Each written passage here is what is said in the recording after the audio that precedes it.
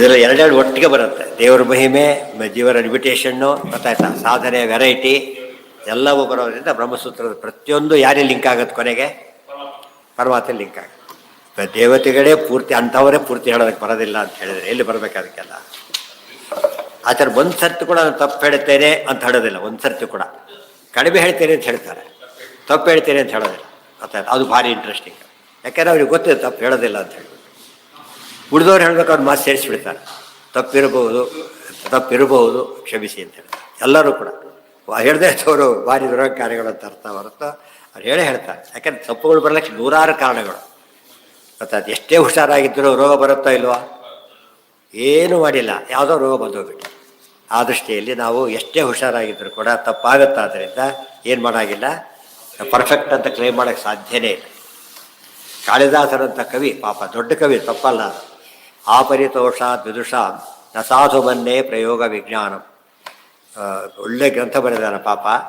ಹೇಳ್ತಾನೆ, ನಾನು ಭಾರಿ ಕಷ್ಟಪಟ್ಟೆಲ್ಲ ಬರೆದಿದ್ದೇನೆ, ನನಗೆ ಸಂತೋಷ ಇದೆ, ಆದರೆ ಪೂರ್ಣ ಸಂತೋಷ ಬರೋದು ಇದರಿಂದ ಅಲ್ಲ, ವಿದ್ವಾಂಸರು ಮೆಚ್ಚಬೇಕಿದೆ, ಆಗ ನಾನು ಸಂತೋಷ ಪಡ್ತೀನಿ. ಇವತ್ತು ನಾನೇ ವಿದ್ವಾಂಸ, ಯಾರು ಮೆಚ್ಚಬೇಕಾಗಿಲ್ಲ ಅಂದರೆ ಹೋಯ್ತು, ಕತೆ ಹೋಯ್ತಾರೆ. ವಿದ್ವಾಂಸರು ಮೆಚ್ಚಬೇಕು. ಆ ಪರಿತೋಷಾತ್ ವಿದುಷಾಂ. ಇವತ್ತು ಎಷ್ಟೇ ವಿದ್ಯಾರ್ಥಿ ಬರೋದು ವ್ಯಾಲಿಯರ್ ಎಸ್ ಅಂತ ಹೇಳ್ಬೇಕಾದ್ರೆ ಅವನು ಅಂದರೆ ಕಾಟ ಹಾಕಿರೋ ಕತೆ ಬೋಧೋಯ್ತು. ಹೌದಾಯ್ತು. ಆದ್ದರಿಂದ ಈ ವಿನಯ ಇದೆ ಅವರಲ್ಲ.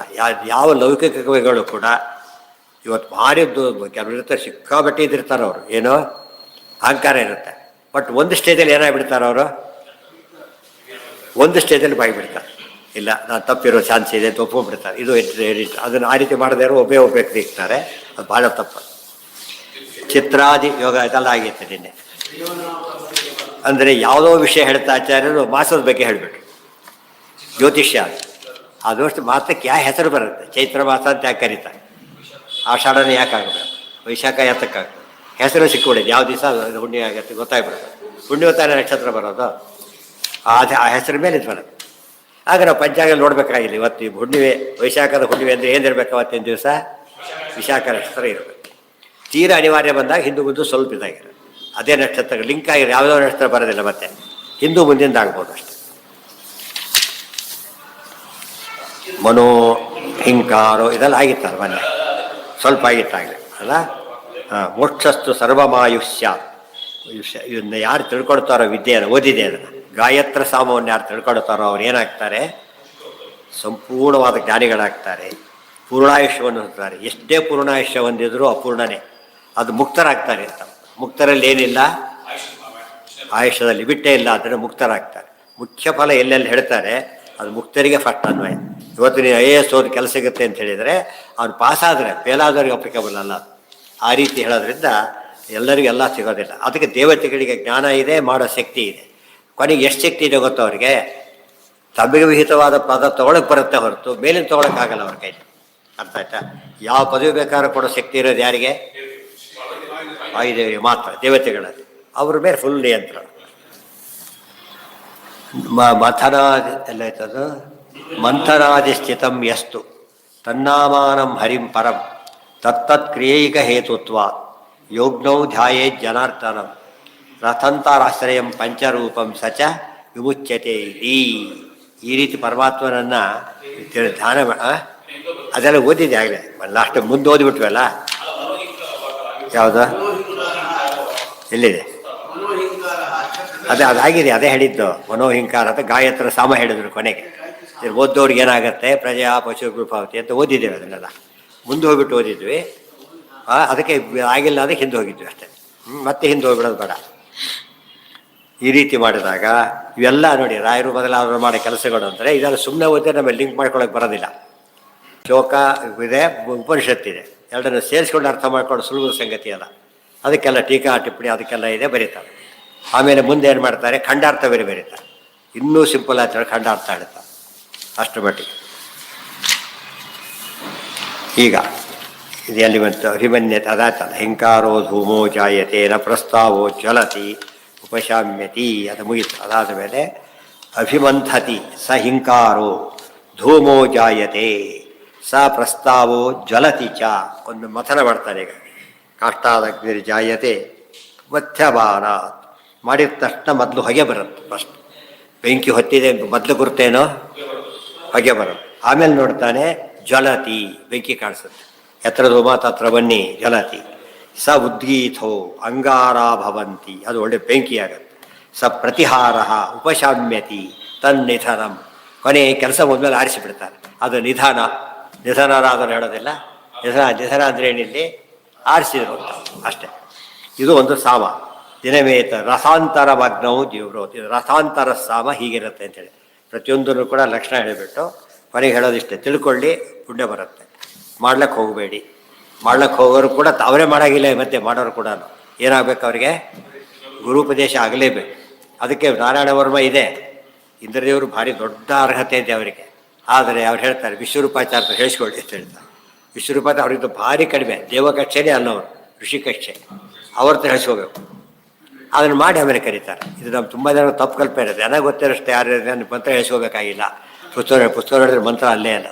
ಏನಾಗಬೇಕು, ಅದಕ್ಕೆ ಉಪದೇಶನೇ ಆಗಬೇಕು. ಕೊನೆಗೆ ಇನ್ನೂ ಸ್ವಾರಸ್ಯ ಇದೆ. ರತಿದೇವಿ ಮನ್ಮಂತ್ರಿ ತಾನು ಉಪದೇಶ ಮಾಡ್ತಾಳೆ, ಹೆಂಡತಿ ಉಪದೇಶ ಗುರು ಆಗ್ತಾಳೆ. ಅರ್ಥ ಆಯ್ತಾ? ಯಾವ ಮಂತ್ರ ಗೊತ್ತಾ ಅದು? ಯಾವ ಮಂತ್ರ?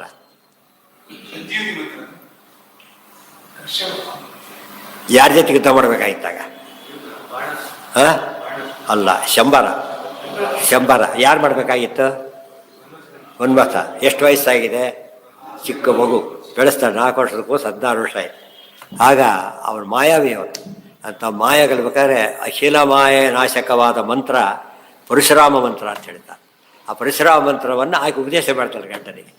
ಅದರಿಂದ ಗೆದ್ದು ಬಿಡ್ತಾರೆ. ಅದು ಕೊಂದು ಹಾಕಿಬಿಡ್ತಾರೆ ಶಂಬರಾಸರು. ಅದು ಎಷ್ಟು ಆಶ್ಚರ್ಯ. ಅದು ಪಾಯಿಂಟ್ ಏನಂದರೆ, ಯಾರು ಸೇರಿ ಯಾರು ನೀವು ನೋಡ್ಕೊಂಡು ಹೇಳಿ ಕೊಡಿ ಅಂತ ಹುಡುಗನಾರಕ್ಕೆ ಹೇಳಿಸ್ಕೋಬೇಕೆ ಹೊರತು, ಅವ್ರು ಮಂತ್ರಸಿದ್ಧರಾಗಿದ್ದರೆ ನಂಬರ್ 1. ಮಂತ್ರಸಿದ್ಧರು ಆಗದೆ ಹೋದರೆ ತಾನೇ ಓದ್ಕೊಳ್ಳೋದಕ್ಕಿಂತ ಏನದು, ಟ್ರೂ ಕಾಪಿ ಸೈನ್ ಮಾಡಿಸ್ತಾರಲ್ಲ ಹಾಗೆ, ತನ್ನ ಕ್ಯಾಲಿಬರ್ ಅಲ್ಲದೆ ಹೋದರೂ ಕೂಡ ಆ ಸೈನ್ ಮಾಡೋಕ್ಕೆ ಏನಾಗಿರ್ಬೇಕು, ಅವನು ಒಂದು ಸ್ಟೇಟಸ್ ಇರಬೇಕು ಅವನಿಗೆ. ಆ ರೀತಿ ಇದ್ದರೆ ಇದು ರಥಾಂತರ. ಸ ಏವ ವೇತತೆ ರಥಂತ. ಇದೆಲ್ಲ ಎಲ್ಲಿ ತಿಳ್ಕೊಬೇಕು ನಾವು? ಒಲೆ ಹೊತ್ತಿಸ್ತೇವೆ, ಇದು ಹೊತ್ತಿಸ್ತೇವೆ, ಅದರಲ್ಲೆಲ್ಲ ಅನುಸಂಧಾನ ಬರಬೇಕು. ಹೋಮ ಮಾಡ್ತೇವೆ, ಯಾವ ಸ್ಟೇಜಲ್ಲಿ ಯಾವ ಸಾಮ ಇದೆ ಗೊತ್ತಾ? ದೇವತೆ ಯಾರು, ಎಲ್ಲಿ ಪಂಚರೂಪ ಇರಲೇಬೇಕು, ಆ ರೂಪ ಚಿಂತನೆ ಮಾಡಬೇಕು. ಸರ್ವಮಾಯುರೇತಿ ಜೋಗ್ ಜೀವತಿ ಮಹಾನ್ ಪ್ರಜೆಯ, ಅವನು ಸಣ್ಣ ಬದುಕ್ತಾನೆ, ಪೂರ್ಣ ಆಯುಷ್ಯವನ್ನು ಪಡೀತಾನೆ, ವೈಕುಂಠಕ್ಕೆ ಹೋಗ್ತಾನೆ. ಪಶುಭಿರ್ಭವತಿ ಮಹಾನ್ ಭವತಿ, ಭಾರಿ ದೊಡ್ಡವನಾಗ್ತಾನೆ. ಎಲ್ಲ ಒಂದೊಂದು ಮಾಡಿದ್ದಕ್ಕೂ ಅವರು ಲಿಮಿಟೇಷನ್ ದೊಡ್ಡವನಾಗಿಬಿಡ್ತಾರೆ. ಎಲ್ಲ ಮಾಡಿದ್ರೆ ಮಹತ್ತತ್ವ ಆಮೇಲೆ ದೇವತೆಗಳೇ ಆಗ್ತಾರೆ ವಾಯುದೇವ. ಕೀರ್ತ್ಯ ಅಷ್ಟು, ಅವ್ರ ಕೀರ್ತಿ ಭಾರಿ ದೊಡ್ಡದು. ನಾ ಪ್ರತ್ಯಂಗ್ ಗೊತ್ತಾಯ್ತಾ? ನಾ ಎಲ್ಲಿದೆ? ಪ್ರತ್ಯಂಗ್ ಅಗ್ನಿವಾಚಾಮೇತ್ ನ ನಿಷ್ಠೀವೇ ತತ್ ವ್ರತಂ. ಅದಕ್ಕೆ ನಾವು ಅಗ್ನಿ ಕುರಿತು ಏನು ಮಾಡಿಕೊಡೋದು, ಯಾವಾಗಲೂ ಕೆಟ್ಟದ ನಡ್ಕೊ, ಅಗ್ನಿಯನ್ನು ಖಾಲಿ ತೊಳೆಯೋದೆಲ್ಲ ಮಾಡಬಾರ್ದು. ಹಿಂದಿನ ಕಾಲ ಮನೆಯಲ್ಲೇ ಮಾತಾಡ್ತಿದ್ರು, ಪಟಾಕಿ ಖಾಲಿಯಿಂದ ಆರಿಸ್ಲಕ್ಕೆ ಹೋಗ್ತಾರೆ, ಆರಿಸ್ಬಾರ್ದು ಅಂತ ಬೈತಿದ್ರು. ಗೊತ್ತಾಯ್ತಾ? ಅದು ಗೌರವ. ಅಗ್ನಿಯಲ್ಲಿ ದೇವರಿದ್ದಾರೆ, ಆರಿಸ್ಬಾರ್ದು. ಇನ್ನೊಂದು ಸುಟ್ಕೊಂಡೆ ಕಾಲು ಸುಡುತ್ತೆ, ಇನ್ನೊಂದು ಇದ್ದೇ ಇದೆ. ಅರ್ಥ ಆಯ್ತಾ? ಹಾಗೆಲ್ಲ ಮಾಡಬಾರ್ದು. ಹಿಂದಿನ ಕಾಲ ಜನಗಳಿಗೆ ಓದು ಬರ ಬರ್ತಿರಲಿಲ್ಲ. ಇಂಥ ಸಂಸ್ಕೃತಿ ಬಹಳಷ್ಟು ಗೊತ್ತಿರುತ್ತೆ. ಹಳ್ಳಿ ಜನ ತೀರ ಸಾಮಾನ್ಯ ಜನರಿಗೆ ಕೂಡ ವಿಷಯನ ಹಾಗೆಲ್ಲ ಮಾಡಬಾರ್ದು, ತಕ್ಷಣ ಹೇಳ್ಬಿಡೋದು. ಅರ್ಥ ಆಯ್ತಾ? ಅದಕ್ಕೆ ಹೇಳ್ತಾರೆ, ಅಗ್ನಿನ ಅವಮಾನ ಮಾಡಬೇಡಿ, ಅದನ್ನು ಖಾಲಿ ತೊಳೆಯೋದಾಗಲಿ, ಅದ್ರ ಮೇಲೆ ಉಗಳೋದಾಗಲಿ ಎಂದೂ ಮಾಡ್ಲಿಕ್ಕೆ ಹೋಗಬಾರ್ದು. ಉಗಳೋದು, ಸೇರೋದು ಯಾವುದೂ ಮಾಡಬಾರ್ದು. ಅಷ್ಟಾದರೂ ಮಾಡಿ. ಇಷ್ಟು ಎಲ್ಲರಿಗೂ ಕಾಮನ್ ಇದೆ. ಕರೆಂಟ್ ಮುಟ್ಟಬಾರ್ದಷ್ಟು ಮಟ್ಟಿಗೆ ಎಲೆಕ್ಟ್ರಿಸಿಟಿ ಜ್ಞಾನ ಇರುತ್ತಲ್ಲ, ಅಷ್ಟು ಇಲ್ಲವರು ಸತ್ತೋಗ್ಬಿಡ್ತಾರೆ. ಮಥನಂ ಎಷ್ಟು ಗೊತ್ತಾಯ್ತಾ? ತನ್ನಾಮಾನಂ ಮಥನ ಮಾಡ್ಬೇಕಾದ್ರೆ ಅನುಸಂಧಾನ ಇರಬೇಕು ಅವರಿಗೆ. ತತ್ತತ್ಕ್ರಿಯೈಕ ಹೇತುತ್ವ ಯೋ ಅಗ್ನೌ ಧ್ಯಾಯೇತ್ ಜನಾರ್ದನಂ ರಥಂತರಾಶ್ರಯಂ ಪಂಚರೂಪಂ ಸಚ ವಿಮುಚ್ಯತೆ ಇತಿ ಚ. ಈ ರೀತಿ ಮಾಡಿದರೆ ವಿಶೇಷವಾದ ಮುಕ್ತಿಯನ್ನು ಮುಚ್ಯತೆ ಅಲ್ಲ, ವಿಮುಚ್ಯತೆ, ಮುಕ್ತಿಯಲ್ಲೂ ವಿಶೇಷತೆಯನ್ನು ಕಾಣ್ತಾನೆ ಅಂತ ಹೇಳಿ ಅಲ್ಲಿಗೆ ಆ ವಿಷಯ ಮುಗಿತು. ಮುಂದೆ ಉಪಮಂತ್ರಯತೆ ಸ ಹಿಂಕಾರೋ ಜ್ಞಪಯತೆ ಸ ಪ್ರಸ್ತಾವ ಶ್ರಿಯಾಸಃ ಸೇತೆ ಸ ಉದ್ಗೀತ. ಆಮೇಲೆ ಪ್ರತಿಸ್ತ್ರೀ ಸಹ ಸೇತೆ ಸ ಪ್ರತಿಹಾರ ಕಾಲಂ ಗಚ್ಚತಿ ತನ್ನಿಧನಂ ಪಾರಂ ಗಚ್ಚತಿ ತನ್ನಿಧನಂ ಏತತ್ ವಾಮದೇವ್ಯಂ ಮಿಥುನೇ ಪ್ರವತಂ. ವಾಮದೇವ ಯಜ್ಞವನ್ನು ಹೇಳ್ತಾರೆ. ವಾಮದೇವ ಯಜ್ಞ ಹೀಗೆ ಮಾಡಿದರೆ ಅದು ಅವನಿಗೆ ಬಂಧಕ ಆಗೋದೇ ಇಲ್ಲ. ಏನಾಗುತ್ತೆ ಅವನಿಗೆ? ಅದು ತಾರಕ ಯಜ್ಞ, ದೊಡ್ಡ ಯಜ್ಞ. ಅದರ ಫಲ ಸಂತಾನೋತ್ಪಾದನೆ ಆಗಬೇಕು. ಗೊತ್ತಾಯ್ತಾ? ಸಂತಾನೋತ್ಪಾದನೆ ಆಗಲಿಕ್ಕೆ ಈ ರೀತಿ ಅನುಸಂಧಾನ ಮಾಡಬೇಕು. ಅಲ್ಲೂ ಕೂಡ ಇರತಕ್ಕಂಥ ಸಾಮವನ್ನು ಚಿಂತನೆ ಮಾಡಿ ನಿಧನ ಒಂದೊಂದು ಫುಲ್ಲು ಚಿಂತನೆ ಮಾಡಿದ ಮೇಲೆ ಈ ರೀತಿ ಮಾಡಿದರೆ ಅವನಿಗೆ ಫಲಶ್ರುತಿ. ಏತದ್ದೇವಮೇತತ್ ವಾಮದೇವಿಯಂ ಮಿಥುನೇ ಪುರೋತಂ ವೇದ ಮಿಥುನಂ ಮಿಥುನೀ ಭವತಿ ಮಿಥುನಾನ್ ಮಿಥುನಾತ್ ಪ್ರಜಾಯತೆ ಸರ್ವಮಾಯುರೇತಿ ಜೋಗ್ಜೀವತಿ ಮಹಾನ್ ಪ್ರಜಯಾ ಪಶುಭಿರ್ಭವತಿ ಮಹಾನ್ ಕೀರ್ತ್ಯ ನ ಕಾಂಚನ ಪರಿಹರೆ ತತ್ ವ್ರತಂ ಇತಿ. ಅದು ದೊಡ್ಡ ಕೆಲಸ ಇದು. ಅದಕ್ಕೇನೆ ಋಷಿಮುನಿಗಳೆಲ್ಲ ನೋಡಿ ಹಾಗೆ ಗರ್ಭಧಾನ ಮಾಡಿಬಿಡ್ತಿದ್ರು, ಮುಟ್ತಾನೆ ಇರಲಿಲ್ಲ. ಗೊತ್ತಾಯ್ತಾ? ಕುಂತಿ ಪಡೆದಿದ್ದ ಹಾಗೆ ಸೂರ್ಯಾದಿಗಳು ಮುಟ್ಟಿಲ್ಲ ಆಕಿನ. ಅದನ್ನು ಮುಂದೆ ವೇದವ್ಯಾಸರು ಹೇಳ್ತಾರೆ, ದೇವರಿಗೆ ನೋಡಿದರೆ ಗರ್ಭಧಾನ ಮಾಡೋ ಶಕ್ತಿ ಅವರಿಗಿದೆ, ಮುಟ್ಟಿದರೆ ಸಾಕು, ಅಷ್ಟೇ ನೋಡಿದರೆ ಸಾಕು, ಅಷ್ಟು ಶಕ್ತಿ ಅವರಿಗಿದೆ ಅಂತ ಹೇಳ್ತಾರೆ. ಯಾಕೆ ಈ ಉಪಾಸನೆ ಮಾಡಿದರೆ, ಉಪಾಸನೆ ಏನು ತಂದುಕೊಡುತ್ತೆ ಅವರಿಗೆ? ಆ ಶಕ್ತಿ ತಂದುಕೊಟ್ಬಿಡುತ್ತೆ ಅಂತ ಹೇಳ್ತಾರೆ. ಉಳಿದವರಿಗೆ ಪ್ರಾಕ್ಟಿಕಲಿ ಎಲ್ಲನೂ ಮಾಡಬೇಕು ಅವರು. ಅನುಸಂಧಾನ ಇಲ್ಲದೆ ಹೋದರೆ ಅದು ದುರಂತಕ್ಕೆ ಕಾರಣ ಆಗುತ್ತೆ. ಅನುಸಂಧಾನ ಇದ್ದರೆ ಯಜ್ಞ ಆಗುತ್ತೆ, ವಾಮದೇವ ಯಜ್ಞ ಅಂತ ಹೆಸರು.